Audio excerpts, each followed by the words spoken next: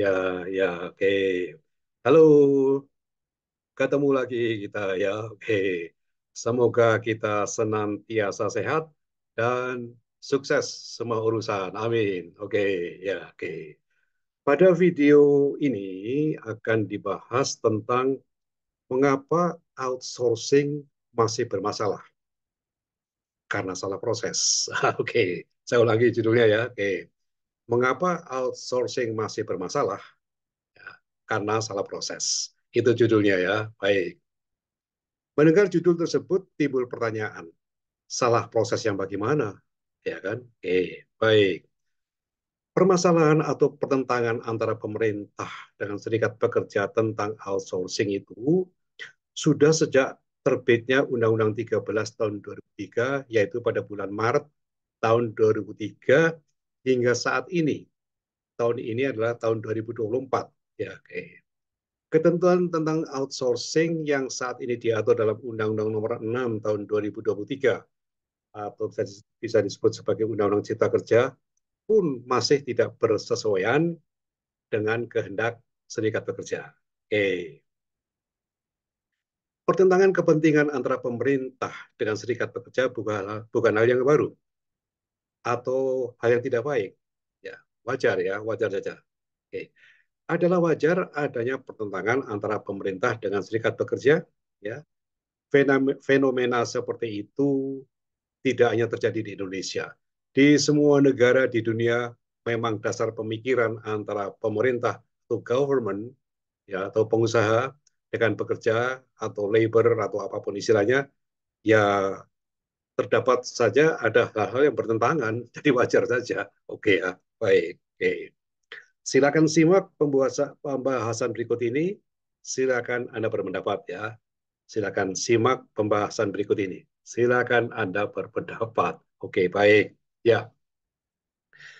Nah, ditampilkan di screen eh, judul daripada video ini ya. Mengapa outsourcing masih bermasalah? Karena salah proses. Ya, oke, baik.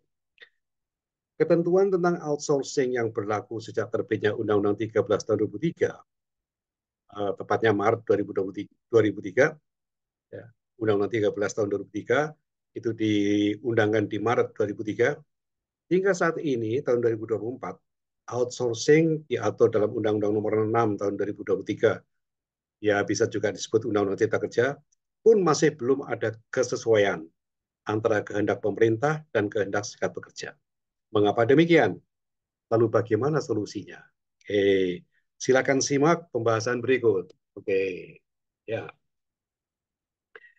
Oke. Nah, pada setiap perusahaan banyak sekali pekerjaan yang harus dikerjakan dalam satu perusahaan ya. Oke. Apalagi kalau perusahaan yang besar ya. Ya, apalagi kelas dunia. Oke. Cara atau metode melaksanakan pekerjaan ada dua macam ya, yaitu sebagian pekerjaan yang bersifat inti atau utama dikerjakan sendiri oleh pekerja daripada perusahaan itu, dan pekerjaan lainnya yang bersifat penunjang atau support dikerjakan oleh pekerja dari perusahaan outsourcing.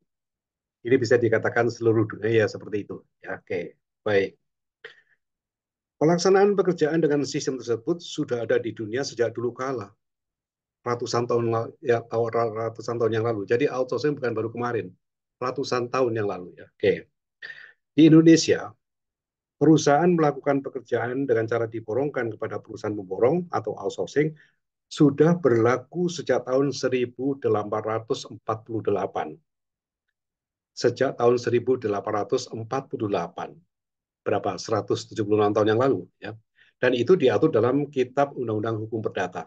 Dalam KUH Perdata pasal 1601B ya. Itu tentang pemborongan pekerjaan. Oke. Perselisihan antara pemerintah dengan serikat pekerja tentang pelaksanaan outsourcing sudah ada sejak tahun 2003 paling tidak ya. Oke, hingga saat ini masih juga belum ada kesepakatan ya antara pemerintah dengan serikat pekerja tentang bagaimana melaksanakan outsourcing. Oke. Alasan pemerintah tentang pelaksanaan outsourcing seperti saat ini dan sikap serikat pekerja yang tidak setuju dengan sistem pelaksanaan outsourcing sama-sama dapat dimaklumi. adalah hak mereka masing-masing ya untuk beda pendapat kan begitu. Oke. Sebetulnya tidak terlalu sulit untuk menyelesaikan pertentangan antara pemerintah dan serikat pekerja mengenai pelaksanaan outsourcing. Itu pendapat saya. Itu yang saya lihat. Yang akan saya beberkan nanti di sini tentang pendapat saya ya, tentang mungkin masukan saya lah, kira-kira begitu ya. Oke. Mengapa sudah lebih dari 20 tahun? Saya ya, dari 2003 sampai 2024 kan sudah berapa?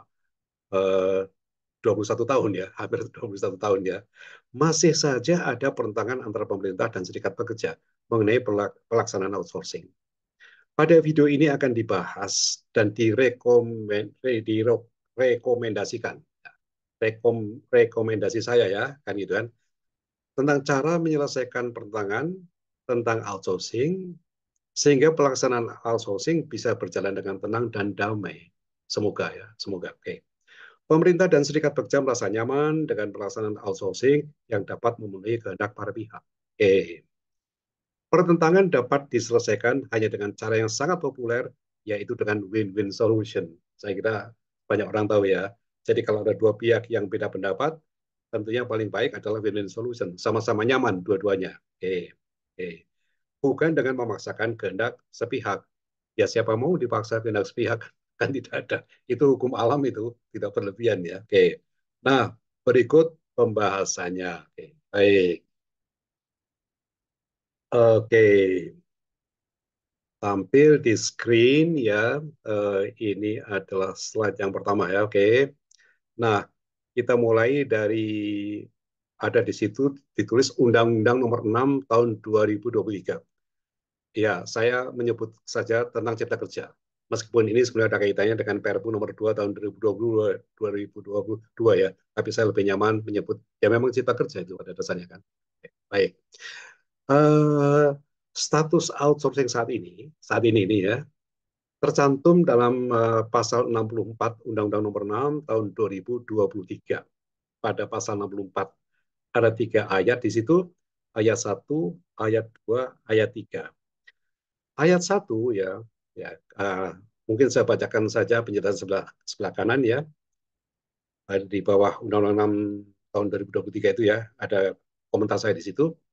Undang-Undang Cipta Kerja mengatur bahwa perusahaan bebas untuk melakukan semua pekerjaan dengan cara outsourcing. Itu dinyatakan dalam pada ayat 1.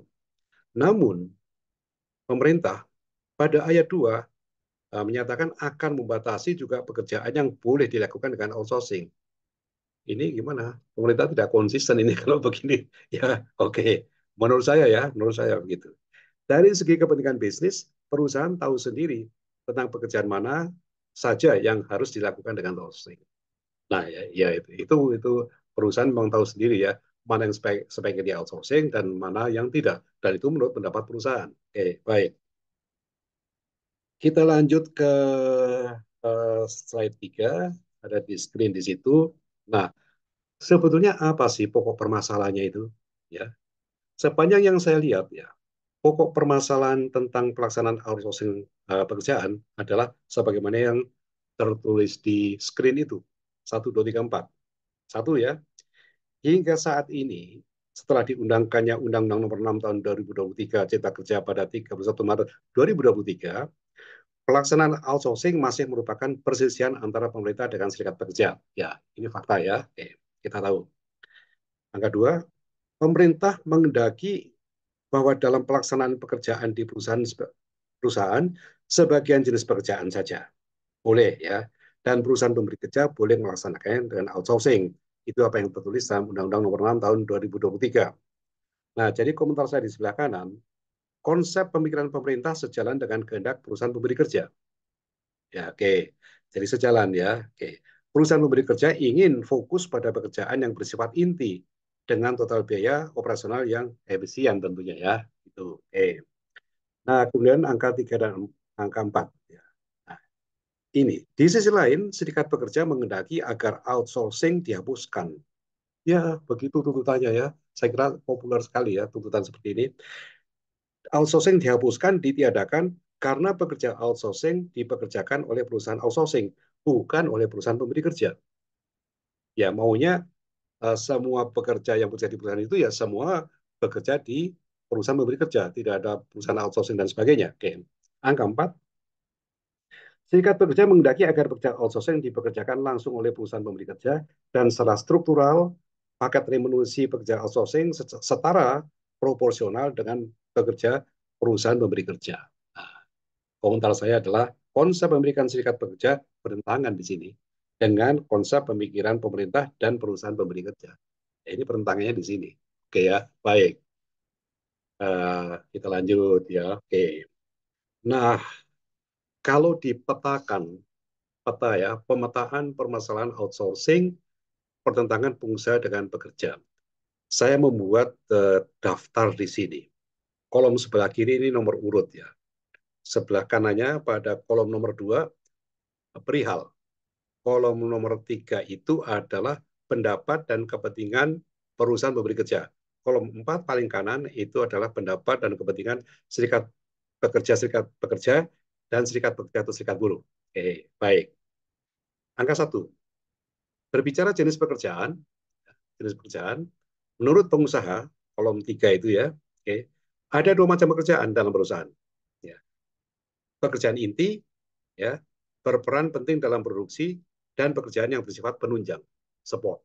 Ini menurut pengusaha, uh, pemberi kerja. Oke. Kalau menurut serikat pekerja tidak perlu ada pembedaan jenis pekerjaan sebagaimana dalam konsep pengusaha. Pertentangan kan? Oke. Angka 2. Jenis pekerjaan yang dilakukan dengan outsourcing. Menurut pengusaha pada kolom 3, pekerjaan bersifat penunjang harus dikerjakan oleh pekerja dari perusahaan outsourcing. Ya, ini menurut pemberi kerja ya. Nah, menurut serikat pekerja atau pekerja sebelah kanan kolom 3, tidak perlu ada pembedaan jenis pekerjaan sebagaimana dalam konsep pengusaha. Ada yang berpendapat bahwa sistem kerja outsourcing hapuskan saja. Nah, bahkan begitu suara-suara mereka gitu kan. Dalam perusahaan hanya ada satu kelompok pekerja yang merupakan pekerja langsung dari pengusaha atau pemberi kerja. Inilah pertentangannya seperti ini. Ya, oke. Ya mungkin ada berpendapat lain silakan ya, karena ini bebas berpendapat ya. Tapi sejauh yang saya tangkap adalah seperti ini. Jadi di sini saya cantumkan sebelah kanan itu pertentangan mendasar antara kehendak pengusaha dan pekerja tentang pelaksanaan outsourcing. Ini perbedaannya, pertentangannya. Oke, kita lanjutkan ya pada eh, slide berikutnya ya, tampil di screen. Prinsip kehendak pengusaha dan kehendak pekerja yang berbeda penentangan cukup sulit untuk ditemukan.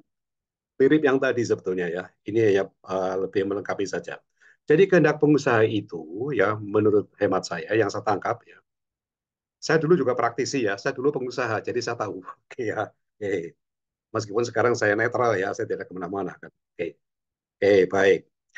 Eh, Pekerjaan yang sifatnya inti, ya, kehendak pengusaha ini ya, pekerjaan yang sifatnya inti, jantung dan nadinya, mengandung rahasia, ketepatan kualitas, memerlukan kompetensi, itu dikerjakan oleh pekerja dari perusahaan pemberi kerja, atau sering disingkat PPK, perusahaan pemberi kerja. Kemudian, yang kedua, untuk efisiensi proses bisnis, pekerjaan yang sifatnya penunjang, misalnya satpam, untuk kebersihan kantor, ya, termasuk toilet dan sebagainya gitu kan, penagihan, call center, help desk, operator telepon, bagian sales, penjualan, sopir, itu dikerjakan oleh pekerja dari perusahaan lain atau outsourcing. Itu kehendak pengusaha. Oke, kehendak kerja ya dapat uh, pekerja outsourcing ya dapat bekerja sebagai pekerja di perusahaan pemberi kerja. Jadi langsung tidak bekerja pada perusahaan outsourcing, tapi semua pekerja outsourcing itu kemudian menjadi pekerja dari perusahaan pemberi kerja. Bukan sekedar bekerja sebagai pekerja perusahaan outsourcing, tapi tempat kerjanya di perusahaan PPK, perusahaan pemberi kerja. Nah, ini maunya seperti ini gitu ya, bekerja itu. Bekerja pada bekerja pada pekerjaan yang tetap sampai mencapai usia pensiun, tidak diputus. Sekarang kan diputus-putus, ganti vendor, ganti ini 2 tahun sekali dan sebagainya. Jadi maunya ya sama sama dengan pekerja dari perusahaan pemberi kerja, tidak diputus-putus, ya, ganti-ganti vendor dan sebagainya, tidak seperti itu. Ya ini kan satu pertentangan yang sangat tajam, ya sangat tajam, ya. Dilihat dilihat sih pertentangannya jelas ya, ya cukup jelas. Oke, nah sekarang bagaimana untuk bisa mencapai jalan tengah ini kan gitu ya.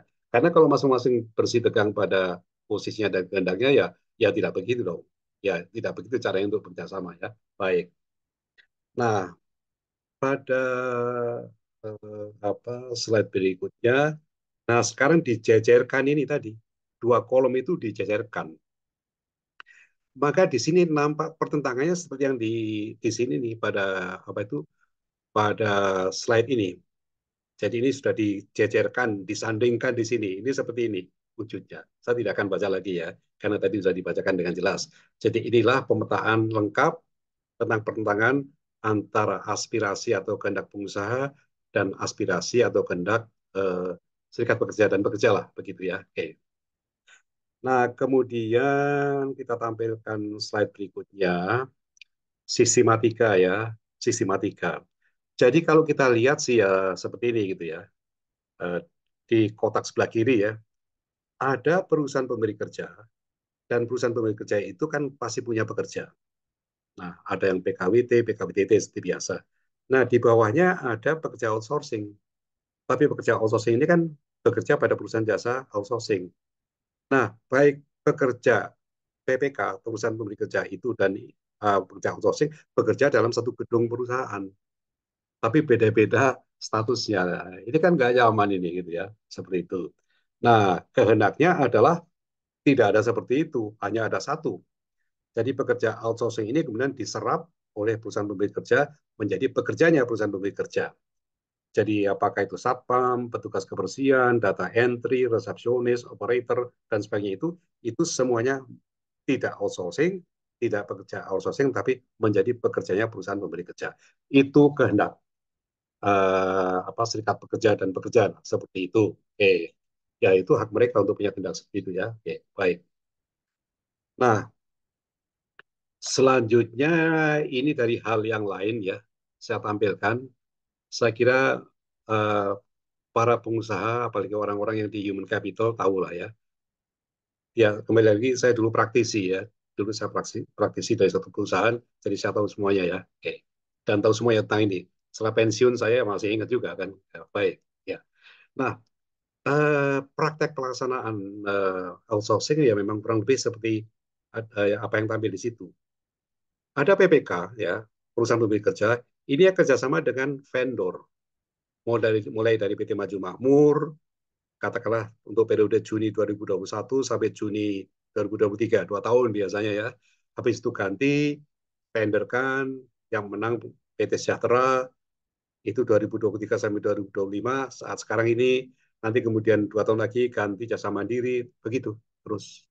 Jadi ya, katakanlah pekerjaan satpam, ya, yang bekerja di PPK ini, dari muda dia umur 30 tahun, ya katakanlah ya, dulu-dulunya ya, di PT apa begitu ya. Nah, bekerja di PPK di atas itu, katakanlah begitu ya. Ketika dia usia 56 tahun, dia kan sudah 26 tahun di perusahaan itu.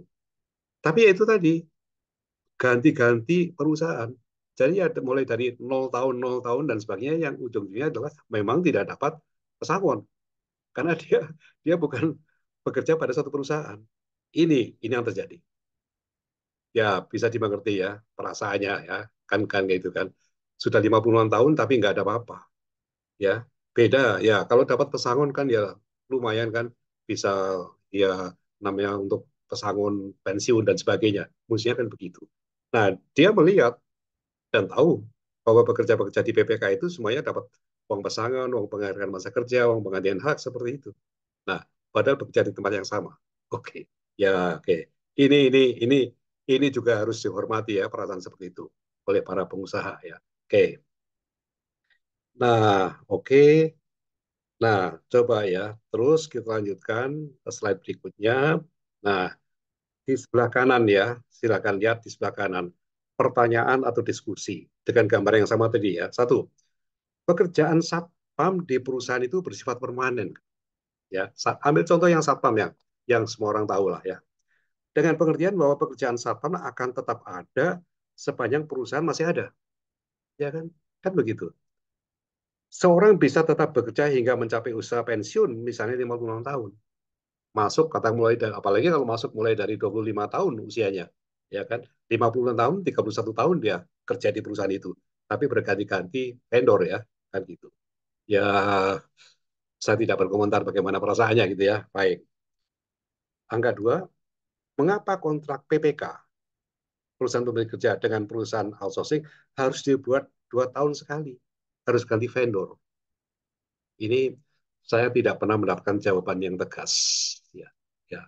Ini perlu dipertanyakan juga. Apa masalah karena masalah tentang keuangan, prosedur keuangan, atau kebijakan perusahaan dan sebagainya. Satpam kan jelas posisi permanen. Kan bisa aja dong, kalau perlu ya gunakan perusahaan itu yang menang tender untuk lama di situ. Atau paling tidak mungkin 5 tahun sekali ganti atau 10 tahun sekali ganti. Tapi kenapa kenapa mesti ganti kalau memang dia kerjanya baik si vendor itu? Ini patut dipertanyakan ini. Oke ya, baik. Ya, oke. Kemudian berikutnya, nah lanjut ya. Ini tadi ada dua pertanyaan di sebelah kanan ya. Pertanyaan satu, pertanyaan dua. Sekarang pertanyaan yang ketiga dan keempat. Adakah alasan yang kuat dari segi finance misalnya agar kontrak PPK dengan vendor harus dibuat sebatas 2 tahun saja. Jadi 2 tahun sekali harus ganti vendor. Lalu hasil lakukan tender lagi untuk mendapatkan vendor lain dengan nilai kontrak yang kompetitif. Angka 4, pertanyaan keempat, mengapa kontrak PPK dengan vendor outsourcing tidak untuk 10 tahun sekali misalnya? Ya kan?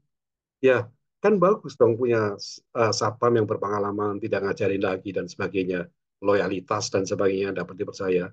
Ini nih, yang ini perlu dibongkar di sini ya, perlu dibongkar di sini. Oke, oke, baik.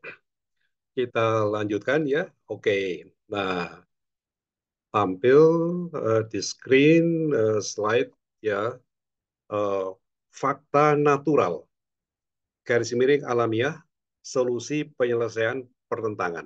Ini secara umum ya, pertentangan ya dalam bisnis. Apakah antara pengusaha dan pekerja atau antara perusahaan dengan perusahaan, pertentangan pokoknya ya, dua pihak pertentangan. Oke. Angka satu, adanya pertentangan perbedaan kepentingan antara dua orang atau dua pihak. Pertentangan. Oke. Angka dua, pertentangan harus ada solusi. Katakanlah mereka para pihak memulakan satu solusi. Angka tiga, cara penyelesaian pertentangan cuma ada dua macam. Melalui luar pengadilan atau melalui pengadilan. Oke, jelas ya. Oke. Angka 4. Penyelesaian pertentangan melalui luar pengadilan. Sekarang kalau kemudian para pihak memilih agar supaya pertentangan itu bisa selesai melalui luar pengadilan, ya, maka kita lanjut ke angka 5. Para pihak menghendaki adanya penyelesaian pertentangan. Para pihak menghendaki adanya penyelesaian pertentangan. Angka 6. Para pihak harus bersedia berkorban.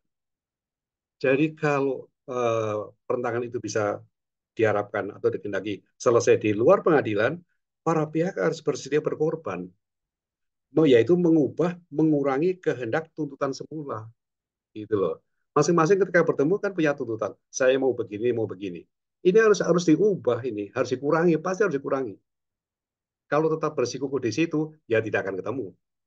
Ujung-ujungnya silakan ke pengadilan. Nanti pengadilan yang memutuskan. Simple sebetulnya. Logiknya simple. Itu angka 6 ya. Lalu angka 7, pertentangan terselesaikan, para pihak mendapatkan sesuatu, meskipun tidak sepenuhnya sebagaimana dikehendaki semula. Nah ini, jadi kalau bisa pada angka 6 atau langkah yang ke-6 itu mau berkorban, ya, atau berbagi rasa sakit, ya, karena mengurangi apa yang dikehendaki semula, nah, tapi akan tercapai suatu kesepakatan. Tentu mayoritas akan mendapatkan juga yang dikehendaki. Ya mungkin akan berkurang ya, harus berkurang, tidak bisa sempurna seperti yang dikehendaki semula. Nah, kalau dua-duanya bersedia untuk seperti itu, maka akan bisa dicapai suatu keputusan yang win-win solution, sama-sama menang, sama-sama dapat. Kuncinya seperti itu. Nah, jadi kalau misalnya pertentangan antara pemerintah dengan serikat pekerja begitu, fungsinya terapkan ini, ya, tahapan-tahapan 6 tahapan ini seperti ini, sebenarnya seperti itu, gitu. Oke ya, tapi itu urusan politik dan sebagainya, saya luar dari politik ya. Saya betul-betul dari luar dan sebagainya, saya dari segi profesional melihat seperti itu, secara umum ya. Oke, baik. Ya. Nah, jadi kalau kita lanjutkan ya, lanjutkan tadi, ya. Tadi kan ada pertentangan ya. Oke. Nah, jadi di kolom sebelah kiri eh, 1, 2, 3 ini kan fakta pertentangan, ya kan?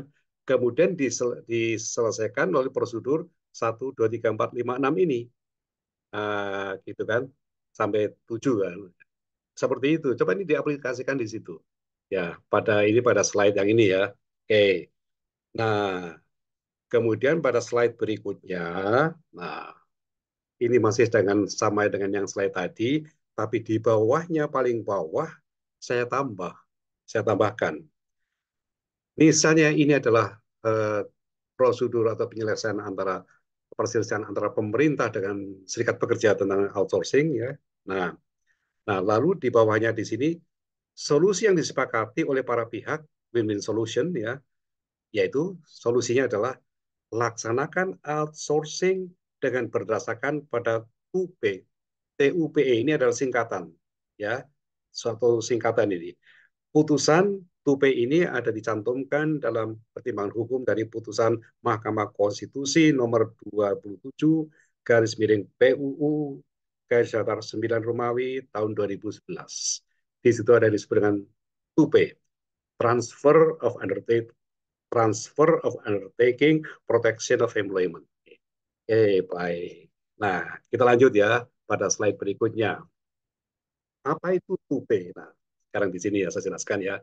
TUPE adalah singkatan dari Transfer of Undertaking Protection of Employment, yaitu salah satu undang-undang atau peraturan dari UK, United Kingdom atau Inggris, di mana di dalam ada Inggris, Skotlandia, Wales, dan Irlandia Utara yang pusatnya di London. Jadi apa ada hukum di sana yang disebut dengan sangat terkenal adalah TUPE. Ya. Jadi singkat kata saja, saya tidak akan detail di sini. Merujuk pada TUPE, demi pelaksanaan prinsip pengalian perlindungan, ya, oke. Ketika suatu perusahaan outsourcing sudah putus kontrak, nah ini kita lihat sebelah kanan. Di sebelah kiri itu kan ada PT Maju Makmur ya, begitu kan? Ada seperti itu. Nah, ini kalau dia pindah kepada PT Sejahtera itu, maka singkat saja intinya adalah masa kerjanya itu ditambahkan. Nah, gitu. Jadi ini akan nambah terus ke vendor-vendor yang berikutnya, Oke, ya, oke. Jadi akan kemudian nampak apa itu eh, berapa tahun dia bekerja di perusahaan itu. Jadi tidak mulai dari 0 tahun lagi, 0 tahun lagi, tidak seperti itu. Itu prinsipnya TUPE itu seperti itulah di sinilah. Mudahnya begitu ya. Oke. Catatan di bawah tentang TUPE tercantum dalam pertimbangan hukum putusan Mahkamah Konstitusi nomor 27 garis miring PUU garis miring 9 Romawi 2011 ya. Tadi sudah saya sebutkan. Oke. Nah, coba lihat sebelah kanan ya. Eh, ada beberapa satpam yang pensiun ketika bekerja di PT Jasa Mandiri. Nah, gitu kan. Nah, juga ada beberapa satpam yang pensiun kalau kita lihat dalam perjalanannya ini kan satpam berkurang itu ya di Jasa Mandiri ya. Menjadi berapa di situ? Menjadi 95 ya di Jasa Mandiri. Kemudian berikutnya 2 tahun kemudian di Sukses Abadi tinggal 87 katakanlah begitu. Ini adalah orang-orang yang pensiun. Nah, nah kalau itu masa kerja ditambahkan dan sebagainya kan akan terjadi jumlah masa kerja kan. Nah, masa kerja itulah yang dipakai untuk menghitung uang pesangon, uang penggarang masa kerja, dan sebagainya. Itu begitu. Jadi solusinya adalah laksanakan itu tupe seperti itu. Gitu. Gampang kan? Gampang, ya. Tapi untuk sepakat tidak gampang. Ya, cobalah ini dipikirkan ya, dan sebagainya. Ini ada suatu solusi. Jadi dengan prinsip penerapan tupe dari putusan MK 27 2011, maka masa kerja itu diakui. Dan itu akan dihitung dengan menghasilkan suatu perkalian dan mendapatkan uang pesangon di katakanlah pensiun usia 56 tahun di satu vendor manapun. Nah, pertanyaannya adalah siapa yang membayar uang pensiun, uang pesangon itu? Yang membayar adalah itu ditagihkan kepada pemberi kerja dong, ya kan?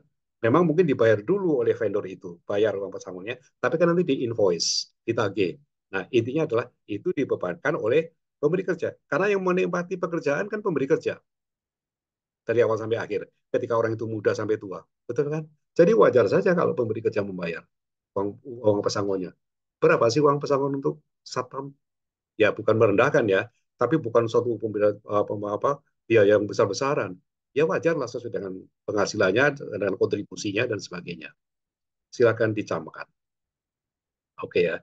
Jadi wajar bahwa adalah perusahaan pemberi kerja PPK yang membayar uang pesangon sejak orang itu dari muda bekerja di uh, PPK itu, perusahaan pemberi kerja.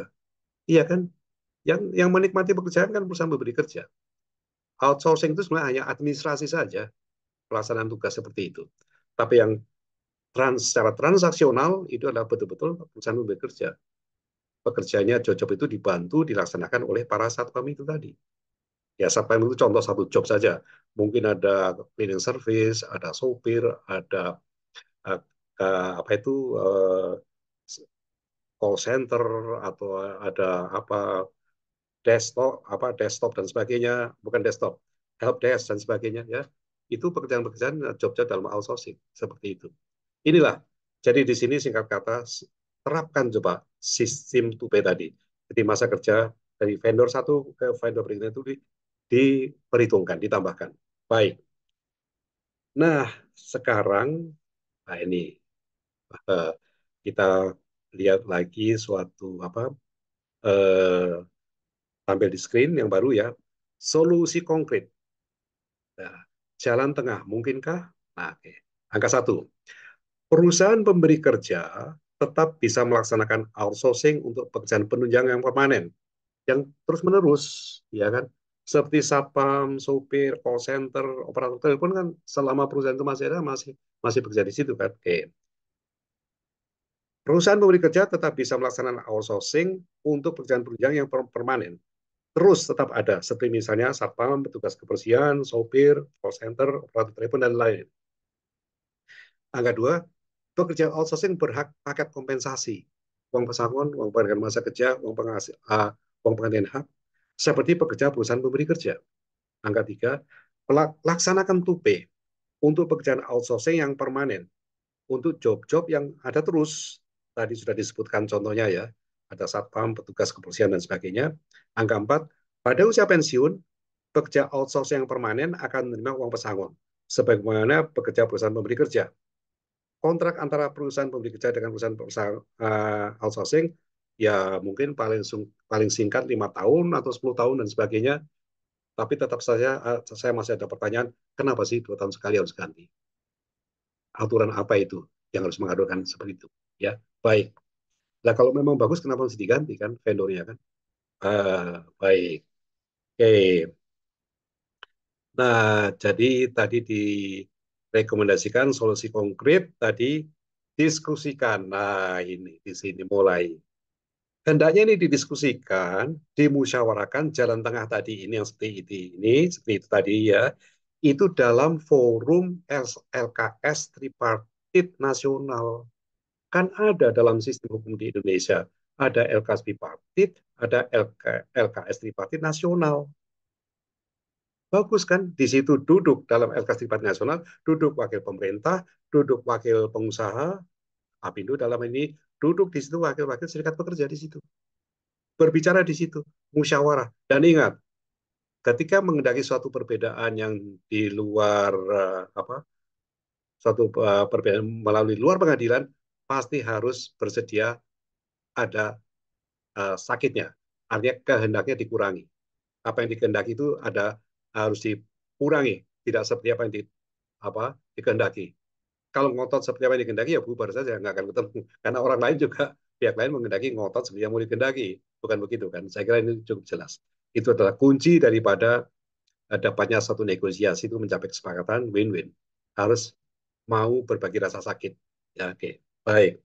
Nah, slide berikutnya, manfaatkan peran LKS tripartit nasional. Nah, di situ jelas ya, LKS tripartit nasional itu terdiri atas pemerintah, organisasi pengusaha, dan organisasi pekerja. Bertemulah di situ, bermusyawarah. Oke. Nah, untuk saudara mengetahui dari mana dasar hukumnya, pada Undang-Undang Nomor 13 Tahun 2003 pasal 107 itu ada 3 ayat di situ ya. Oke. Ayat 1, LKS tripartit memberikan pertimbangan, saran, dan pendapat kepada pemerintah dan pihak terkait dalam penyusunan kebijakan dan pemecahan masalah ketenagakerjaan. Ini masalah ketenagakerjaan. Jadi harus duduk bersama nih apa 3 unsur ini, tripartit ini gitu kan. Nah, LKS tripartit itu dalam rankingnya bisa ada rankingnya ya. Tentu yang paling tinggi adalah LKS yang statusnya nasional pusat gitu ya. Oke. Ayat 3, keanggotaan lembaga kerjasama tripartit terdiri dari unsur pemerintah, organisasi pengusaha, dan serikat pekerja serikat buruh. Harus melalui di sini. Kalau hanya selalu polanya adalah pemerintah membuat peraturan dan sebagainya, nggak tahu yang diajak ngomong siapa dan sebagainya, mungkin serikat pekerja merasa tidak diajak ngomong dan sebagainya, ribut terus, ribut terus. Buang waktu saja, buang apa katakanlah uji material di Mahkamah Konstitusi. Tidak harus ke sana. LKS tripartit, sekali lagi, gunakan, manfaatkan. Itu rekomendasi dari saya, begitu ya. Baik, oke, ya, oke. Demikianlah kontribusi saya dengan maksud agar perselisihan antara pemerintah dan serikat buruh dan pekerja buruh mengenai outsourcing dapat diselesaikan dengan win-win solution, yaitu akhir yang sama-sama menang, sama-sama suka. Periode pertentangan antara pemerintah dengan serikat pekerja tentang outsourcing telah berlangsung cukup lama, sejak tahun 2003 hingga kini, tahun 2024. Saya tidak tahu persis apakah pada masa-masa lalu sudah pernah dilakukan pertemuan LKS Tripartit Nasional membahas tentang outsourcing. Bila pernah diadakan pertemuan LKS Tripartit Nasional tetapi tidak mencapai kesepakatan, silakan adakan lagi pertemuan LKS Tripartit Nasional dengan semangat baru. Ya, oke. Saya merekomendasikan agar konsep 2P pada putusan Mahkamah Konstitusi nomor 27 garis miring PUU garis datar 9 Romawi garis miring 2011 yang saya kemukakan dalam video ini untuk diterapkan untuk manfaat para pihak. Saya berpendapat bahwa pelaksanaan 2P untuk pekerjaan yang bersifat tetap seperti satpam dan lain-lain itu cukup adil bagi para pihak dalam kaitannya dengan pelaksanaan outsourcing. Ya, oke. Baik, ya, oke. Sampai di sini ya. Baik, mudah-mudahan ada penjelasan yang adil dan bermanfaat bagi para pihak yang bersangkutan. Amin, amin. Baik. Baik, sampai di sini semoga bermanfaat. Silakan share, bagikan video ini seperti biasa. Kalau Anda bekerja di kantor pada atasan atau teman-teman di kantor atau mungkin anak buah untuk agar tahu inilah masalah outsourcing sampai sekarang belum ada putusan yang jelas gitu kan. Masih menjadi bahan pertentangan.